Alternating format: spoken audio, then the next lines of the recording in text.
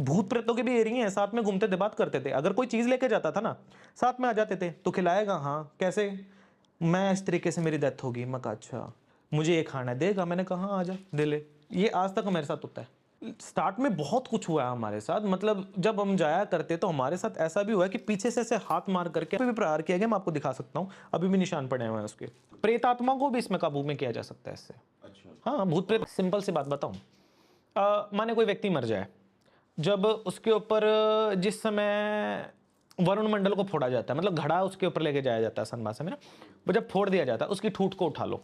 उसको उठाने के उपरांत उसको देख लो कि वो कौन सी जगह पे उसको जलाया जा रहा है। कुछ मत करो, शमशान में जहाँ होता है ना, वहाँ जा करके पूजन विधान से संकल्प लेके आ जाओ कि रात में आता हूँ, हे मसान देवता मेरी हेल्प करना, इसको लेके जाऊँगा उठा के।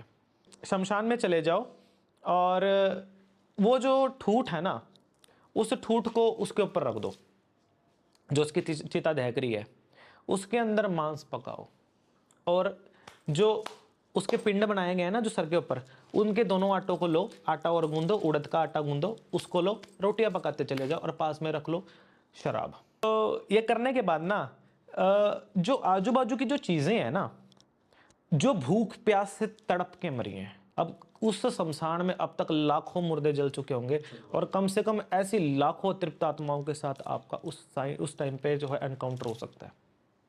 वो आती जाएंगी, बैठती जाएंगी, आती जाएंगी, बैठती जाएंगी, आती जाएंगी, बैठती जाएंगी कि मुझे दे दे, कोई भी काम करा ले, मुझे दे दे, कोई भी काम करा ले, मुझे दे दे तू खाने के लिए, कोई भी काम। किसमें? तंत्र में खूब सेवा की। इनके यहाँ कोई संतान नहीं थी, 7 वर्ष इनके यहाँ शादी को हो चुके थे। तब उन्होंने पूछा कि तुम कौन हो, तुम क्या चाहते हो हमसे, कि क्यों चाहते हो, कि तुम हमारी क्यों इतनी सेवा कर रहे हो? बोल रहे महाराज मेरा कोई आशय नहीं है इस चीज़ में, आप जो आप देना चाहो आप यथाशक्ति आप दे सकते हो, मैं आपसे क्या मांगूं? तो वो बोल रहे कि हम साधु संत लोग हैं, हम किसी से भी ऐसे फ्री में हम कोई सेवा नहीं लेते, अब चाहो, अब चाहते क्या हो हमसे? तब उन महाराज को हमारे जो दादू थे उन्होंने व्यथा बताई कि हे महाराज देखिए, मेरे शादी को 7 वर्ष से ज़्यादा हो चुका और मेरे कोई संतान नहीं है, मैं निसंतान दंपति हैं हम, और हम ये चीज़ चाहते हैं कि हमारे यहाँ संतान हो जाए। तो भगवती की कृपा से माँ भगवती बंगलामुखी की और काली जी की दीक्षा उनको उनके समय में प्राप्त हुई, और उन्होंने माँ भगवती चामुंडा और काली जी की पूजा उस समय की। इसी दौरान उनको एक बेटी पैदा हुई जिसका नाम इन्होंने 10वीं महाविद्या कमला के ऊपर रखा। क्यों? घर में बोलते हैं कि लक्ष्मी आई है, भगवती की कृपा आई है।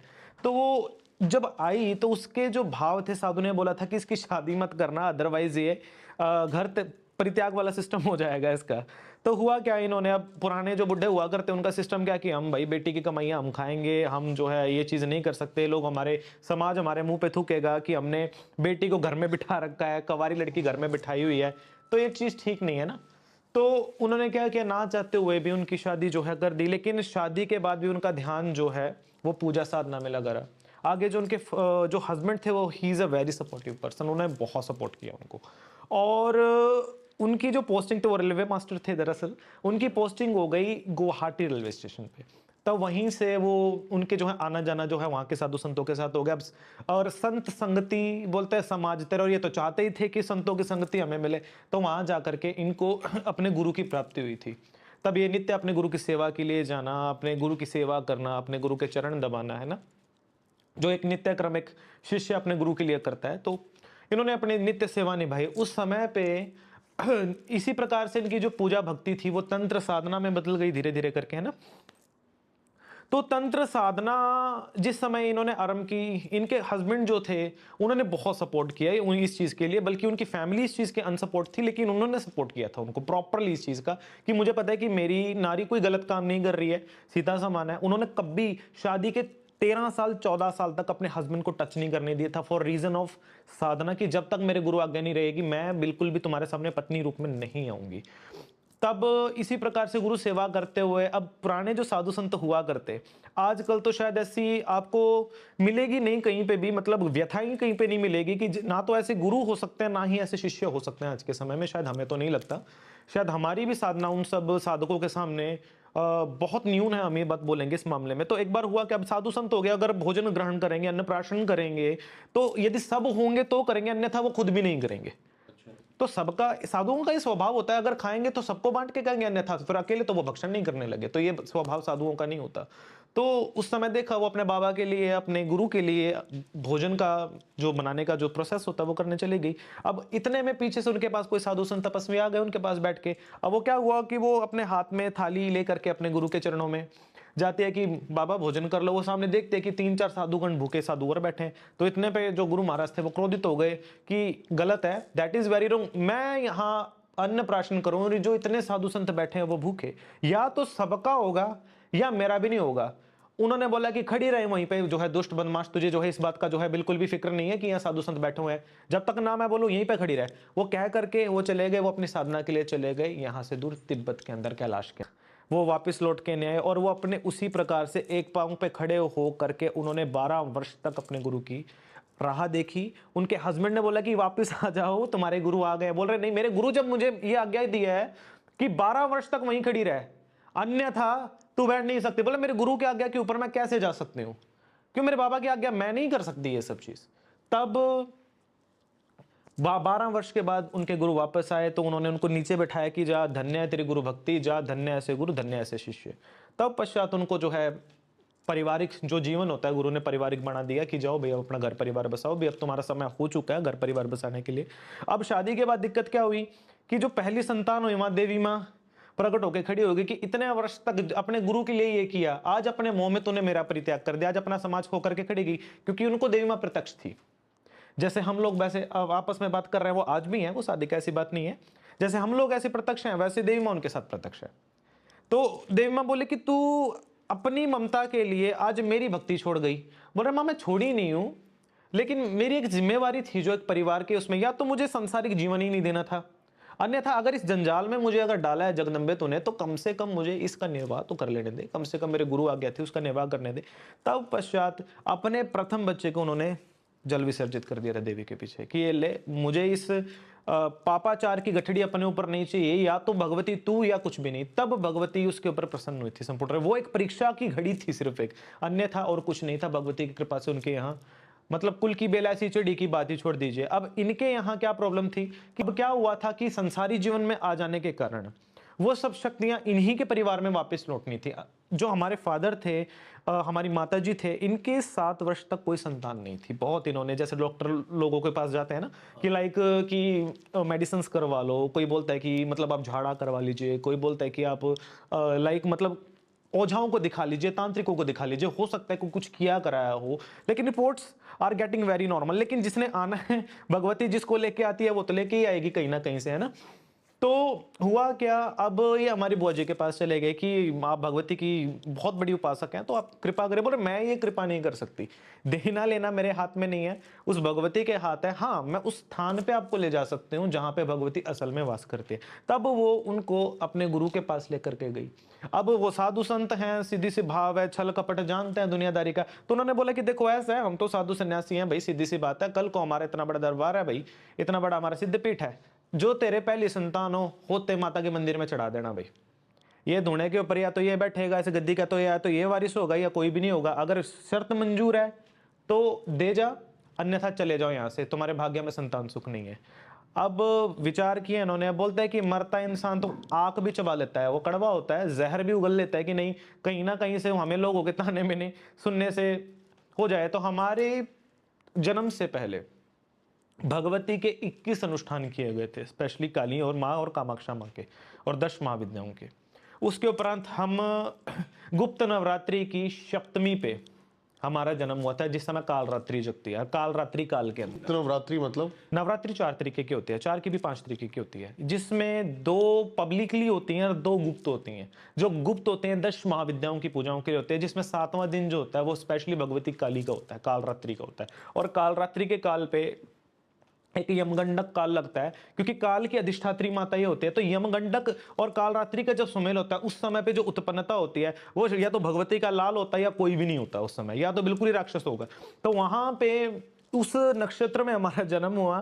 तो तब अब पैदा होते हमारे साथ सिस्टम क्या था कि उत्पन्नता देने वाली वो जगदम्बा थी, पैदा करवाने वाले लोग थे कारक गुरु महाराज थे, पिसा इसमें मैं तो हुआ क्या कि जैसे बचपन से मुझे अभी भी याद है, जब मैं इतना छोटा सा था, मुझे अपने जन्म के 5 दिन बाद तक का याद है कि मतलब पहले क्या हुआ करता कि डायपर नहीं हुआ करते, लोग कपड़े बांधा करते, लाइक है ना, पोतड़ा जिसको बोलते हैं वो बांधा करते, या सूत जैसे कपड़े आया करते बटन टाइप, भगवती मेरे बटन बंद किया करती 3 दिन बाद तक का याद है मुझे।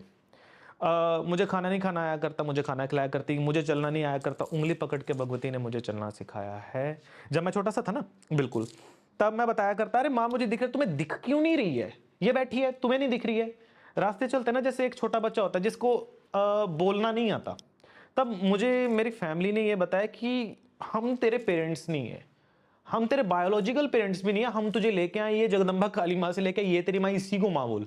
एक छोटे बच्चे को आप जो चीज़ समझाओगे उसके दिमाग में वही चीज़ ग्रहण करेगी और वही चीज़ वो सोचा। अब भगवती भी इतनी बुरी नहीं है कि लोग बोले कि मतलब एक छोटे बच्चे को ही उसके माँ बाप से अलग कर दे। तो 5 वर्ष तक का भगवती माता ने जो है इंतजार किया था हमारे लिए कि 5 वर्ष तक का जब ये हो जाए तब हमारे इसमें जो है इसको वापस लौटा जाना भी हमारा, तब तक एक बच्चा होता है माँ के संरक्षण में जैसा उसका जीवन होता है हो जाना चाहिए। अब हमारे गुरु महाराज तो साधु सन्यासी शमशान से शमशान भटकना वो कहाँ लेके घूमते। तो ये चीज हुई। उसके उपरांत अब जब बड़ा हो जाता है कहते बच्चे, तो हर माता पिता का मोह अपने बच्चों में पड़ जाता है। अब हम जैसे बड़े हुए, अब भगवती माता तो हमारे साथ 24 घंटे डोलना, स्कूल में भी अगर हमें, हमारी बचपन से जिद थी, आज तक ये जिद है कि पहले जो इसको लगेगा मुझे वही खाना है, अन्यथा मैं कुछ भी नहीं खाऊंगा। तो रात के टाइम पे जो प्रसाद चढ़ना है या सुबह प्रसाद चढ़ना है, मैं वही प्रसाद स्कूल में अपने टिफिन में लेके जाना है और वही मैंने खाना है, अदरवाइज मैं कुछ नहीं खाऊंगा। आज तक मेरी ये आदत है।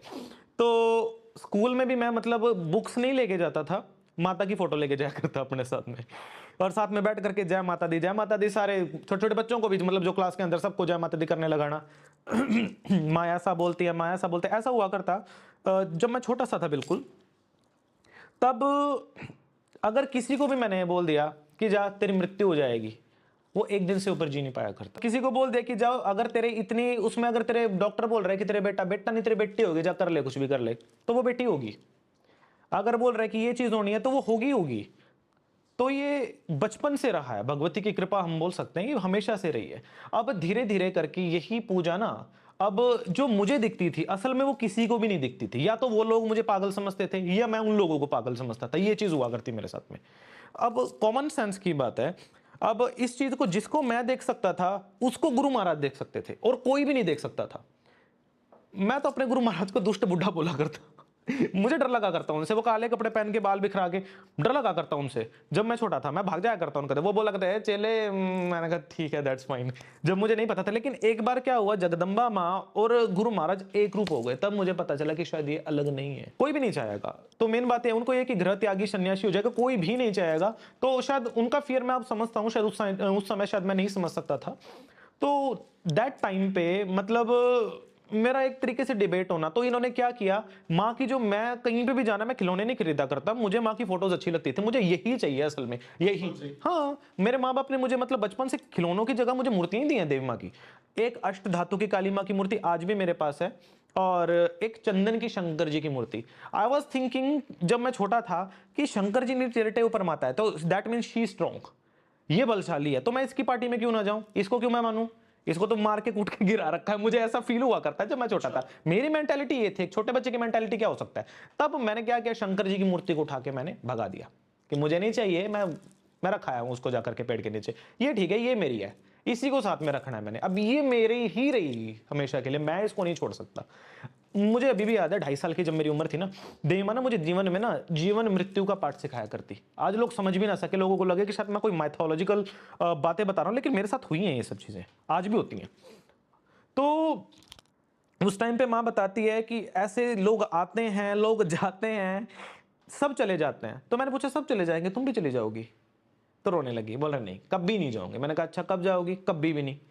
इतना बोल करके माँ ने मुझे वचन दिया था सिर्फ मेरी 2.5 साल की उम्र में कि वो कभी मेरा साथ नहीं छोड़ेगी, और आज तक ये चीज मेरे जीवन की सच्चाई रही है। चलो एक बार क्या हुआ कि मतलब जब इन्होंने देखा कि ये कुछ ज्यादा ही पागलपन बढ़ता जा रहा, हमारा बच्चा तो शायद पागल हो गया इस सब चीजों के बीच में, पता नहीं क्या क्या बोलता है, यहाँ माँ दिख रही है, वहां माँ दिख रही है। घर वालों ने सोचा, हाँ, जैसे एक बच्चा होता है ना कि मतलब एक छोटा बच्चा जैसे कहानियां बनाता है, पता भी था कि ये चीज की नहीं, हमें ये चीज नहीं करने देना है, या फिर उनको लगता था कि शायद गुरु महाराज ने इस चीज को इस चीज के अंदर खींचा है। तो उन्होंने क्या किया, रात के टाइम पे माँ की सभी मूर्तियों को उठा करके ना इन्होंने गठड़ी बांध करके जूड़ के रख दिया। साइड में रख दिया, रात को सो गए। रात के 2:30 बजे के टाइम पे मेरी उम्र उस समय 3.5-4 साल की रही होगी। एक पाँव पे खड़े होकर जीभा बाहर निकाल करके खड़ी होगी थी देवी माँ, मुँह से खून निकलना, ये सब चीज़ें सिर्फ मेरी 4 साल की उम्र में। उसके बाद फिर इनकी वाट लग गई, फिर माफ़ी मांगी उन्होंने, ठीक है। उसके बाद नेक्स्ट टाइम क्या हुआ, स्कूल के अंदर 3 दिन के बाद हुआ क्या कि मेरी आदत थी स्कूल के अंदर मैं बुक्स नहीं लेके जाया करता, मुझे माता से ही प्यार था और मैं माँ की फोटो लेके जाया करता और मुझे पसंद ही था आज तक भी। तो मैं स्कूल में माँ की फोटो लेके गया, ये बोल रहे हैं ठीक है ABCD लिखो, मैं जय माता दी लगा हुआ हूँ। तो टीचर ने क्या किया, माँ की जो फोटो थी ना मेरे हाथ से, वो पकड़ के छीन के फाड़ दी। और एक होता है ना कि उस समय मतलब एक हाथ से पकड़ करके मेरे मुंह पे उसने स्लैप करने की कोशिश की, ये चीज होने दो, कर नहीं पाई वो, उसकी गुतनी पकड़ के देवी माँ ने घोटे के नीचे दे ली थी अपनी 4-4.5 साल की उम्र में उस टाइम पे। और ऐसा श्राप दिया था कि ये शमशान काली माँ थी उस समय पे। तब इनको अब ज्यादा ही हो गया ये चीज, स्कूल वालों वो बोल रहे हैं ये चीजें तो भाई अब ये स्कूल में भी ज्यादा हावी होने लगी हैं। तब गुरु महाराज के पास गए, तब इन्होंने गुरु महाराज ने बोला कि हमने तो पहले बोला था कि हमारी अमानत हमें लौटा जाओ भाई, तुम घर में नहीं रख सकते इसको। तब वो बोल रही हमारे तो और बच्चा है ही नहीं, हम क्या करेंगे। चलो गुरु महाराज की आज्ञा से बोला कि चलो ये चीज शांत कर दीजिए आप, चलो बड़ा हो जाएगा, चलो हम कर लेगा जैसे इसने करना होगा, है ना। तो इन्होंने दीक्षा दिलवा दी मुझे। अब दीक्षा के बाद ये चीज, जैसे मैंने बताया कि गुरु महाराज और हमने देवी माँ को एक होते देखा था, तो उस समय पे गुरु महाराज जो हमें बोला करते कि बेटा तुम्हें ये चीज करनी है, हम सिर्फ उसी चीज पे ध्यान दिया करते और हमारा कोई जीवन नहीं था। आज तक ये जीवन है हमारा कि उन्होंने जो बोला है कि इसको रटते रहो या ये ऐसा करके तुमने बेटा ऐसा करना है, ठीक है। हमने वो चीज हमने किया, हम करते चले गए इस चीज को, धीरे धीरे करके इसी प्रकार से सिद्धियां प्राप्त होती चलेंगी। इसी स्टेज के अंदर जो गुरु महाराज कहते थे अनेक शक्तियों के हमें दर्शन हुए, अप्सराएं, योगनियां या डाकनियां, ये सब आना जानी चीजें थी हमारे लिए। शक्तियां तो बहुत दूर की बात है। इसी बीच मुझे 10 महाविद्याओं की साधनाएं मुझे गुरु महाराज के द्वारा प्राप्त हुई, जो मुझे पता भी नहीं था असल में कि ये साधनाएं होती क्या चीज है, ठीक है। गुरु महाराज ने जो बोला मैं करता चला गया, मुझे इस चीज से कोई मतलब नहीं था, मुझे सिर्फ उस भगवती माँ तक ही मतलब था कि मेरी माँ, मुझे माँ जो मुझे बोलेगी मुझे सिर्फ वही करना है। एक होता है ना कि एक अंधभक्त की तरह कि मुझे करता चला जाना है, वो चीज मुझे नहीं पता इसका क्या होना है क्या नहीं होना है, दैट इज एक इतनी, क्योंकि मुझे समझने की पावर ही नहीं थी उस चीज में। मुझे सिर्फ भक्ति करनी है, मुझे और कुछ नहीं करना दुनिया। ऐसी जीवन निकलता रहा, स्टडीज करते रहे, स्कूल के अंदर भी कहीं जाना, लाइक मुझे बाजार में भेज देना, जाओ राशन ले आओ, मैं रास्ते से आ रहा हूँ, कहीं माता रानी का भजन कीर्तन हो रहा है, देख लिया, खुश हो गया, माता का नारियल चुनरी चढ़ा के वहीं भाग करके वहीं खुश होकर प्रणाम करके वापस चुपचाप घर पे आ गया खाली हाथ। तो ये चीजें हमारे साथ होने लगी।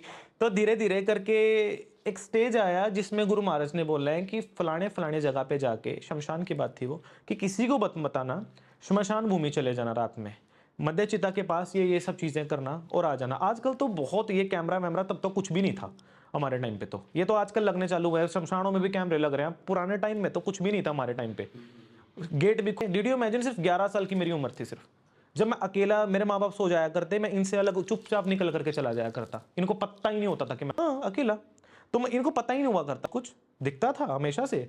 भूत प्रेतों के भी एरिया हैं, साथ में घूमते थे, बात करते थे, अगर कोई चीज लेके जाता था ना साथ में आ जाते थे, तो खिलाएगा, हाँ कैसे, मैं इस तरीके से मेरी डेथ होगी, मैं कहा अच्छा, मुझे ये खाना देगा, मैंने कहा हाँ आ जा दे ले। ये आज तक मेरे साथ होता है। कहीं उनके एरिए होते हैं, बहुत सारी अतृप्त आत्माएं होती हैं जो तड़फ के मरते हैं, कोई एक्सीडेंट में मर जाता है, कोई किसी की इच्छाएं अतृप्त रह जाते हैं, किसी को मार दिया जाता है, बाद में वो सब भटकती हैं। बहुत मिले हैं, क्योंकि हर रोज इंसान जिस चीज को देखता है ना, आदि आदि हो जाता है उन चीजों की, तो कुछ नया नहीं लगता। स्टार्ट में बहुत कुछ हुआ है हमारे साथ, मतलब जब हम जाया करते तो हमारे साथ ऐसा भी हुआ है कि पीछे से ऐसे हाथ मार करके पे भी प्रहार किया गया। मैं आपको दिखा सकता हूँ, अभी भी निशान पड़े हुए हैं उसके, प्रहार किया करती। जो गुरु महाराज ने जो बोला था मुझे तो वो करना ही था, तो ऐसे ही होता चला गया। मैं पकड़ा नहीं गया मैं पकड़ा गया एक बार, कैसे, मैं कपाल ले आया था घर पे, कपाल समझ, तो उसके ऊपर मैं बैठ के मैंने कोई क्रिया करनी थी, तो इन्होंने रात के टाइम पे, गलती क्या हुई मुझसे कि मैं मंत्र ज्यादा बोलने लग गया था। इन्होंने देखा ये तो डर गए, ये तो नॉर्मल लोग थे, अरे बाबा ये कैसा, मतलब ये राक्षस हमने घर में पैदा कर लिया, इससे अच्छा तो मर जाना बेहतर है, ऐसी औलाद हमें नहीं चाहिए, हम बे औलाद थे, हम ठीक हैं। उस समय पे मुझे थोड़ा फील हुआ कि नहीं, शायद मैं आज तक मैंने शायद जिंदगी में सिर्फ भक्ति करने के कारण अगर मुझे तिरस्कार मिले, तो शायद मुझे इस घर में रहने की कोई आवश्यकता नहीं है, या मुझे उन लोगों की आवश्यकता नहीं है कि जो मुझे मेरे भक्ति के आड़े में आने में मतलब प्रॉब्लम क्रिएट करें। देन मैंने छोड़ दिया। मैंने यही सोचा बिना इनको बताए सिर्फ 300 रुपीज़ मेरे गुल्लक के अंदर मैंने इकट्ठे किए हुए थे। गुरु महाराज के पास जाना था, असम, 12 साल की उम्र है, पता है नहीं कैसे जाना है। पहुंच गया कैसे भी करके, देही माँ ने रास्ता दिया। तो उस जगह के ऊपर भी सिर्फ मेरी 12 से 13 साल की उम्र है, गुरु महाराज के यहाँ गया। चलो ठीक है, गुरु महाराज तो सबको संभालते हैं, हमें भी संभाला उन्होंने, लेकिन वहां मुझे यह फील हुआ कि लाइक नहीं, किसी के ऊपर शायद बोझ बनना ठीक नहीं है। वहां से कुछ साधनाओं का प्रहर था, क्योंकि हम पहाड़ पे रहा करते, तो वहां से आना जाना, तो मैंने आगे लेके गुरु महाराज मुझे शमशानवास दे दीजिए या मुझे संन्यास दे दीजिए इस चीज़ में, क्योंकि मुझे संसारीकरण नहीं चाहिए। मुझे सिर्फ अपनी भगवती तक, मुझे मेरी भक्ति तक सीमित रहना। हाँ, मुझे मेरी स्टडीज़ करने में बड़ा अच्छा लगता है, पढ़ाई लिखाई में मैं शुरू से अच्छा अव्वल रहा हूँ मैं। तो मैंने उसके बाद गुरु महाराज से आज्ञा ली और मैं शमशानवास हो गया। उसके बाद 4 साल तक मैंने भूतनाथ शमशान के अंदर अपने बिताए हैं और चंडाल का काम किया है।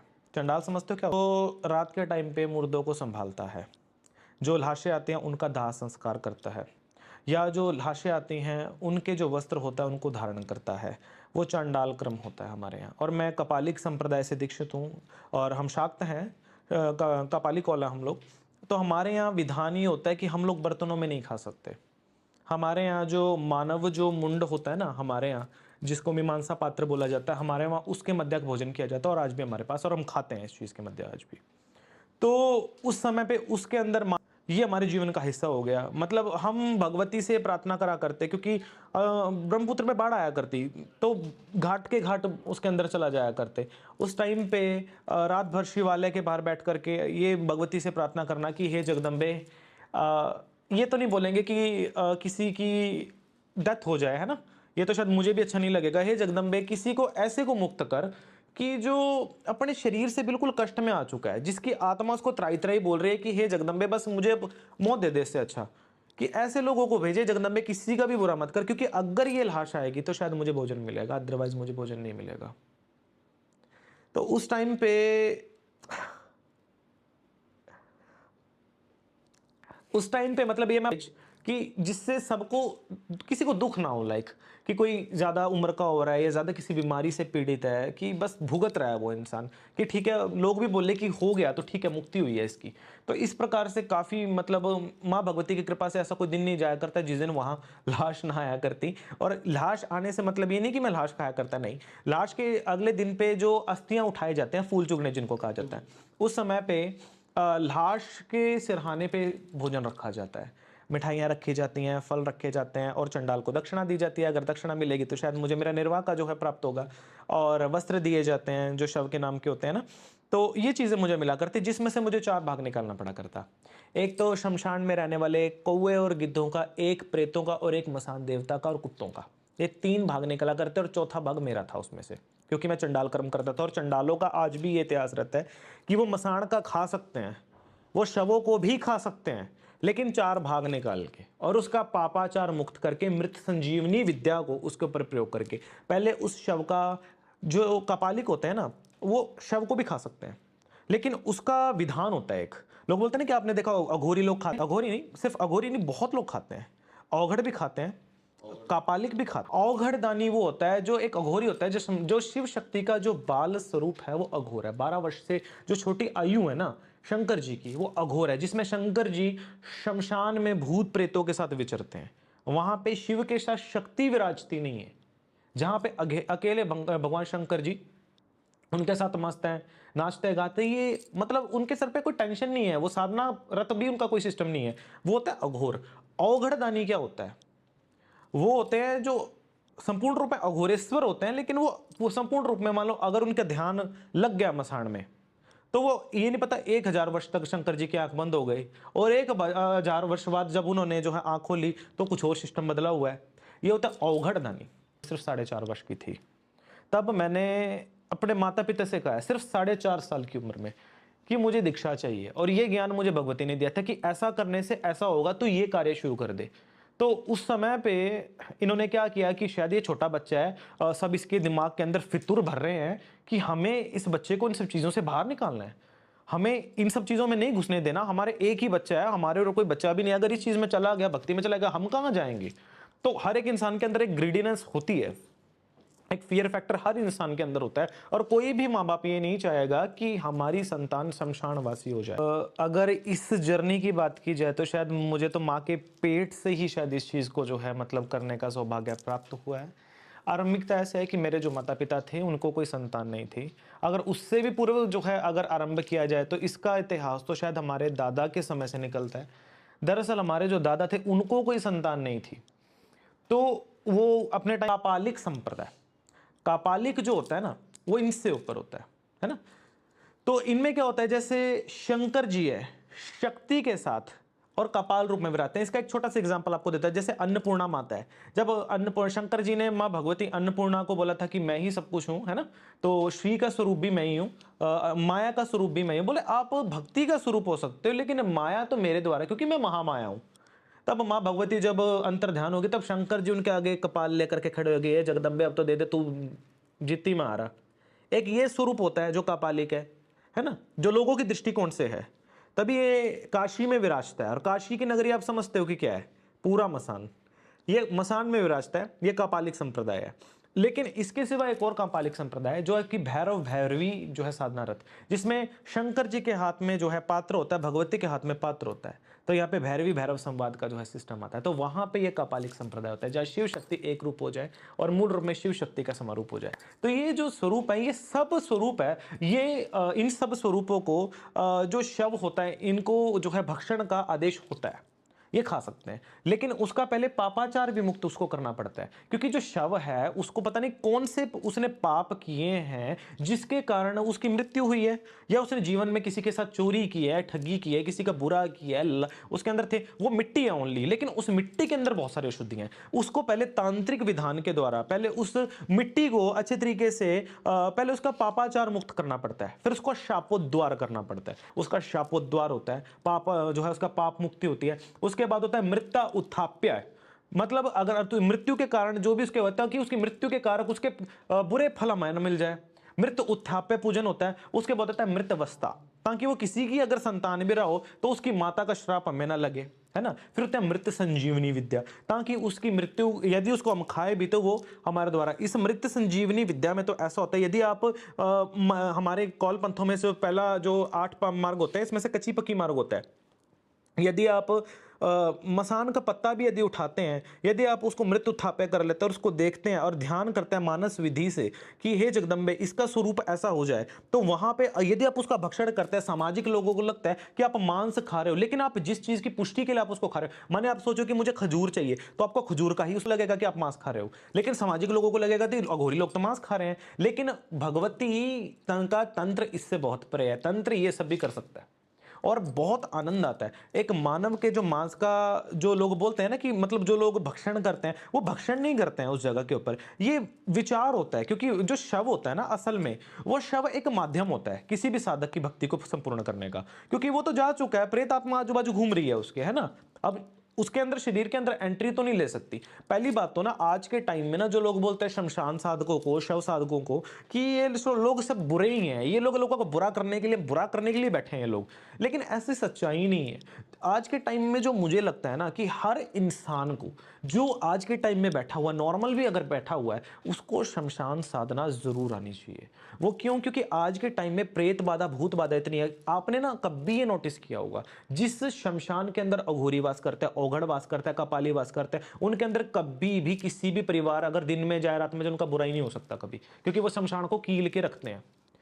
अगर बहन बेटी भी उसमें जा करके नृत्य करेगी ना, खुले बाल करके जाएगी, कोई बुरी आत्मा उसके साथ नहीं लग सकती। लेकिन बशर्ते जिस शमशान के अंदर कोई जो है तांत्रिक विराजमान नहीं होता ना, अगर वो किसी रोड के किनारे पे भी बना हुआ ना, वहां दुनिया भर के एक्सीडेंट होंगे, दुनिया भर की लाशें वहां आएंगी। ये सच्चाई है, क्योंकि इनको भी ठंडा करना पड़ता है, शमशान सुलाने पड़ते हैं। शमशान जगाने और सुलाने का विधान होता है। जगाया इसलिए जाता है ताकि जो जितनी मृत आत्माएं उसके अंदर घूम रही हैं किसी का बुरा ना करें, जगा करके उनको बंद कर दिया जाता है। उस मसान में कभी किसी का बुरा नहीं हो सकता। लेकिन आज के टाइम में ना लोगों ने शमशान साधना को इतना ज्यादा बदनाम कर दिया है ना, इतना बदनाम कर दिया है। तो मैं औगड़ दानी व्यक्ति जाके जो है धूनी वही रमाएगा जिसको दुनियादारी से कोई मतलब नहीं है। वो दुनियादारी का बुरा करने के लिए थोड़ी वो शमशान में जाएगा। तो यही सब साधकों का एक जन कल्याण, समाज कल्याण, लोक कल्याण, राष्ट्र कल्याण ही इसमें निहित होता है, ताकि समाज में, राष्ट्र में कोई किसी का अहित हो ही ना सके। शमशान जगाने और सुलाने का कॉन्सेप्ट यही होता है ताकि किसी का बुरा ही ना हो सके इन सब चीजों से। बशर्ते कोई बहन बेटी है, कोई परेशान है, कोई प्रेत बाधा से परेशान है, किसी प्रकार की समस्या उसके ऊपर ना हो सके, बस यही चीजें होती हैं। इसी चीज के कारण मतलब हम भी मांगा करते हैं जगदम्बे कि कोई ऐसे शव आए कि जहां से मुझे भी भोजन पानी का जो है वितरण हो सके। ऐसे 4 वर्ष तक चलता रहा। वो हमें वहां से स्वर्ण भी मिला करते, बहुत सारी चीजें मिला करते, क्योंकि बहुत लोग होते हैं जो गोल्ड के साथ जो है लोगों का दाह संस्कार करते हैं। उन्हीं को हमने सेल किया। आगे हम जो है हमने हायर स्टडीज के लिए हम यूएस भी गए, आगे जा करके आए। फिर आगे जो है कुछ हमारे मन में कि ऐसा हमारे धर्म के सिवा और धर्मों में ऐसा क्या है कि जो लोग सनातन, तो देखिए सब धर्मों का बाप है असल में, क्योंकि स्टार्टिंग ही इसी यहीं से हुई। असल में सत्य सनातन ही था। कहीं भी जल से लेकर के थल तक कुछ भी खोद लो, आपको सनातन ही मिलेगा और कुछ नहीं मिलने लगा आपको। ऐसा इन धर्मों के अंदर क्या है कि जो लोग इनकी तरफ जा रहे हैं। तब मैंने इंटरफेथ रिलीजियस की मैंने जो है स्टडीज। इंटरफेथ रिलीजियस होता है कि अलग अलग धर्मों का विश्लेषण करना। अच्छा। मैंने सिर्फ हिंदुइज्म की स्टडीज नहीं की, मैंने जो है सिखिज्म, बौद्धिज्म, जैनिज्म, यहूदिज्म, इस्लामिकिज्म, मैंने इन सब की स्टडीज की मैंने अच्छे से। इनको पहले इनका विश्लेषण किया, इनको देखा, समझा कि इनके अंदर है क्या। वूडो एंड विक्का 2 तरीके के जो है आते हैं, एक अफ्रीका का है और एक अमेरिका का है। ये 2 उनके भी स्पेशल एक तंत्र फॉर्म है, वूडो। हाँ, वूडो एंड विक्का। मैंने उनका विश्लेषण किया कि इनके बीच में क्या है, लेकिन बहुत सिमिलैरिटीज को। अपने यहाँ क्या होता है कि 5 तत्वों को महाभूत माना जाता है ना, जिसमें जल तत्व, अग्नि तत्व, आकाश तत्व, वायु तत्व, आत्म तत्व है ना। तो इनको 5 महाभूतों से बना पुतला खेले, पंच पचिशी माई, ये बोला जाता है हमारे यहाँ ना। और वूडो के अंदर क्या कि 3 सब शक्तियों को माना जाता है। एक तो सॉल माना जाता है, इसमें हवा और वायु। ये क्या होता है किसी भी चीज में ना, सोलर जो इनकी एनर्जी होती है उसको ये मतलब इनहेंस करेंगे। अगर माने किसी का के ऊपर इन्होंने तंत्र करना है, उसके ऊपर पहले ये उसका पुतला बनाएंगे, वूडो डॉल जिसको बोला था, पुतला बनाएंगे उसका। अगर लेडीज होगी रेड कलर का बनाएंगे, जेंट्स होगा व्हाइट कलर का बनाएंगे। अगर कोई दुष्ट होगा या बहुत बड़ा कोई प्रीस्ट होगा तो उसके ऊपर ब्लैक कलर का बनाएंगे, है ना। ये अपने आप ही चलता है। इसके बारे में अपन हिंदू तंत्र में भी बताते हैं क्या सिमिलरिटीज है। ये क्या करते हैं कि सिर्फ इसके अंदर सिर्फ उसके एनर्जीज को रखेंगे या उसके हेयर्स वगैरह को उसके साथ, ताकि कांटेक्ट हो सके। वो संकल्प वाला सेम चीज है, बुलाते हैं। इनके यहाँ क्या होता है कि हम जो बुरी आत्माएं इनके मतलब वुडा एंड विका के अंदर सिमिलरिटीज क्या है कि जो इनके जो बड़े बुजुर्ग हैं जो जा चुके हैं, उनकी आत्माओं का ये आवाहन करते हैं और इनको झूठा भोग देते हैं, उचिष्ट भोग देते हैं उनको ये। अच्छा। हाँ, हमारे यहाँ जैसे कि अगर भोग देना हो किसी शक्तियों को हम डायरेक्ट दे सकते हैं, लेकिन इनके यहाँ क्या होता है कि अगर इनको देना होता है वो पहले मुंह के अंदर शराब लेंगे, उसको स्प्रेड करेंगे मुंह से। अगर प्रेत आत्मा को भोजन देना है, अगर उनको एग देना तो वो दीवार के अंदर उसको फेंक के मारेंगे। इस तरीके से प्रसाद देते हैं। मतलब ये डांस करके दिखाते हैं उनको अट्रैक्ट करने के लिए। ये बॉन फायर लगाते हैं ताकि वो आ सके और इसके अंदर वो जा सके, ताकि उस व्यक्ति के साथ उसको लगाया जा सके। बशर्ते हमारे यहाँ इसको क्या बोले थे, कृत्या तंत्र। जी, हमारे यहाँ वैसे तो हमारे यहाँ 64 प्रकार की कृत्याएं बोली जाती हैं। उसमें से एक कृत्या तंत्र आता है जिसमें क्या होता है कि यदि, जिसको मोठ भी बोला जाता है, कृत्याओं में क्या होता है कि माने कोई व्यक्ति है, माने आप हैं, हम हैं, कोई भी है, यदि हमने उसको परेशान करना है। तंत्र के 6 कर्म होते हैं: मारण, मोहन, उच्चाटन, वशीकरणम, स्तंभन, विद्रेषण। मारण माने अगर हमने मारण जैसा उसको मृत्यु तुल्य कष्ट यदि हमने उसको देना है तब हम तब भी इसका यूज कर सकते हैं। मोहन, यदि हम चाहते हैं कि हमारी बातों में अट्रैक्टेड रहे, हम जो बोले ठीक है मान जाए, लाइक पॉलिटिक्स जो है बहुत यूज करते हैं इस चीज का, वो मोहन करते हैं सबका। उसमें क्या होता है, वो लोगों को बोलेंगे जी ये आपकी हम सब बातें मनोकामनाएं पूरी करेंगे, पब्लिक कहते हैं वाओ वेरी नाइस। तो ये चीज होता है ना, इसको बोला जाता है मोहन। उच्चारण, लाइक आपका मन है, आप एक चीज को करते हो, है ना, दुकान के अंदर आप बैठते हो, आपको कोई बिजनेस है, लेकिन आपको सब कुछ ठीक है नॉर्मल, आपका मन करेगा यार मैंने करना ही नहीं है ये चीज, मेरा दिल ही नहीं करता है सब चीजें करने के लिए। कोई बच्चा है पढ़ाई कर रहा है, बहुत अच्छा पढ़ रहा है, एकदम से छोड़ जाएगा कि यार मुझे पढ़ने का दिल ही नहीं करता, बुक उठाने का दिल ही नहीं करता मेरा, है ना। पति पत्नी आपस में अच्छे रिश्ते हैं। उच्चाटन, उच्चाटना, उच्चाटना उच्चाटन क्रम बोला जाता है। षटकर्म में छठा क्रम होता है। ये बोलता है कि किसी का कोई भी चीज में मतलब मन ना लगने देना, उच्चाटन। स्तंभन, स्तंभन जो होता है इसका विधान होता है किसी भी चीज को रोक देना, ठहरा देना। किसी भी वस्तु, माने आप हो, आपका बिजनेस अच्छा चल रहा है, यदि आप स्तंभन क्रिया कर दी ना, आपका बिजनेस वहीं स्टॉप हो जाएगा। अच्छा, यानी आप अगर बुद्धि स्तंभित कर दी जाए, आपके अंदर जो मेमोरीज है ना, जितने थॉट्स आने हैं वो बंद हो जाएंगे, आप पागलों की तरह हो जाओगे। बुद्धि स्तंभित यदि कर दी जाए, बोलते हैं ना किसी को मेंटल असाइनमेंट में पहुंचाना, इसके लिए स्तंभन जो है क्रिया की जाती है। इसके लिए माने कि अगर किसी का गर्भ स्तंभित कर दिया जाए, रिपोर्ट्स नॉर्मल है, पेट में दर्द होता है, लेकिन देखते हैं कि बच्चा पैदा क्यों नहीं हो रहा, गर्भ स्तंभित किया गया। विद्रेषण, लड़ाई झगड़ा आपस में करवा देना, सब कुछ ठीक है, कोई बात नहीं, आपस में बैठे हैं, मतलब चालू हो जाते हैं, ये होता है विद्रेषण। इसी प्रकार से ये 6 क्रम होते हैं तंत्र के। वशीकरण को तो आप जानते हैं, लोगों ने कितना फेमस कर रखा है, गली गली में दुनिया। क्रम होते हैं ना, ये हर क्रमों में चलते हैं। किसी भी व्यक्ति को इसके अंदर जो है लिया जा सकता है और इसकी काट भी की जा सकती है। जैसे इसके अंदर 6 के 6 क्रमों के अंदर भी पुतलियां बनती हैं, 6 के 6 क्रमों के अंदर क्रियाएं होती हैं जिनसे एक व्यक्ति को मृत्यु तुल्य कष्ट भी दिया जा सकता है, उसको इससे बाहर भी निकाला जा सकता है। अगर कष्ट पहुंचाना हो, एक छोटा सा एग्जांपल दूंगा, पूरा नहीं बताऊंगा ताकि लोग इसका गलत प्रयोग ना करके खुद का भी नुकसान ना कर सकें। अच्छा। माने अगर कोई व्यक्ति है, प्रेत आत्मा को भी इसमें काबू में किया जा सकता है इससे। अच्छा। हाँ, सिंपल सी बात बताऊं, माने कोई व्यक्ति मर जाए, जब उसके ऊपर जिस समय वरुण मंडल को फोड़ा जाता है, मतलब घड़ा उसके ऊपर लेके जाया जाता है सन भाषा में ना, वो जब फोड़ दिया जाता है, उसकी ठूठ को उठा लो। आपने कभी शव को देखा है? भी शमशान में नहीं गए, आपने कभी उसकी क्रिया होते देखी है? नहीं होते देखी, कभी जाना, आप देखोगे कि पहले ना क्रिया करने से पहले ना उसके चारों तरफ ना एक मिट्टी की हंडिया के अंदर ना पानी रख करके उसके चक्र लगाया जाता है, उसके सिर की तरफ फोड़ दिया जाता है। तो ये दक्ष क्रिया का भाग होता है। उसमें क्या होता है कि जल तत्व को जल तत्वों में मिलाया जाता है, पंच महाभूतों का एक विधान होता है। माने उसकी जो ठूठ है उसको उठा लो, ठीक है, उसको उठाने के उपरांत उसको देख लो कि वो कौन सी जगह पे उसको जलाया जा रहा है। कुछ मत करो, शमशान में जहाँ होता है ना, वहां जाकर के पूजन विधान से संकल्प लेके आ जाओ कि रात में आता हूँ, हे मसान देवता मेरी हेल्प करना, इसको लेके जाऊंगा उठा के। सब चले जाएं, रात में शमशान में चले जाओ। नहीं, मारा जाएगा। तो शमशान में चले जाओ और वो जो ठूठ है ना, उस ठूठ को उसके ऊपर रख दो, जो उसकी चिता दहक रही है, उसके अंदर मांस पकाओ, और जो उसके पिंड बनाए गए हैं ना जो सर के ऊपर, उनके दोनों आटों को लो, आटा और गूंदो, उड़द का आटा गूंदो, उसको लो, रोटियां पकाते चले जाओ और पास में रख लो शराब।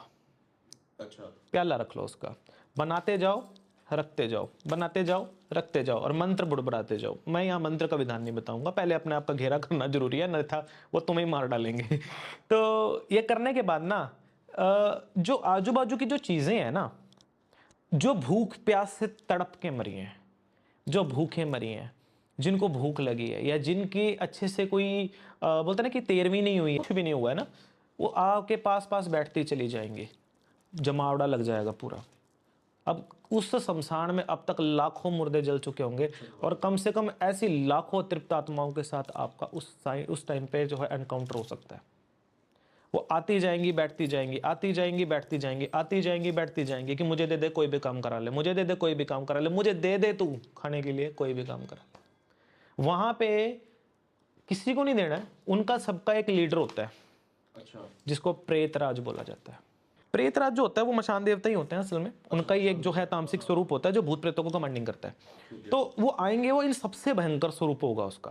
तो जो है प्रेतराज जी आए बैठे और कुछ मत बोले, क्योंकि ये लोग मांगेंगे, वो मांगेगा नहीं, वो पूछेगा। ये उसकी पहचान है कि ये क्या चल रहा है यहाँ। जवाब नहीं देना है, अपना काम करते चले जाना है।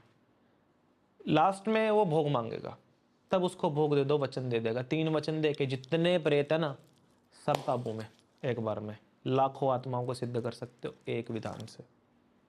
शमशान साधना आसान नहीं है। अगर किसी पे छोड़ना हो ना, 1 से निपट लेगा, 2 से निपट लेगा, 10 से निपट लेगा, 20 से निपट लेगा, इकट्ठा करके ना इनको अगर एक पे दे मारा जाए ना, इसको बोला जाता है कृत्या जी। उस व्यक्ति के नाम का अगर पुतला बना करके ना, उसका कोई बाल हो, सिर का कोई बाल हो, पाँव की कोई मिट्टी हो, कोई उसके अंडरवेयर कोई पहना हुआ कोई कपड़ा हुआ हो, मतलब उसको उसमें यूज करके उसके नाम से प्राण प्रतिष्ठा उसकी करके, शरीर आ गया, प्राण प्रतिष्ठा तो हो चुकी है, डेथ ओवर टाइमिंग के साथ पूरी लगन कुंडली जो है उसके खोल दो, वहीं के वहीं हो गया। उसके बाद लो जी वहीं के वहीं, पहले तो उसके पाँव में गुड़ा दो, भोग दो उन सबको, जैसे पहले भोग दिया फिर वैसे दो। पाँव में अगर अभिमंत्रित करके उसके शूल बांध देते हो तो उसके पाँव को लकवा मार जाएगा वहीं के वहीं। क्रियाएं होती हैं, इसको एकदम से आप नहीं कर सकते मारण को, नहीं तो आपका ही मारण हो जाएगा। पहली जो क्रिया होती है फर्स्ट डे होती है इस प्रकार से, उसके पाँव से स्टार्ट करनी पड़ती है।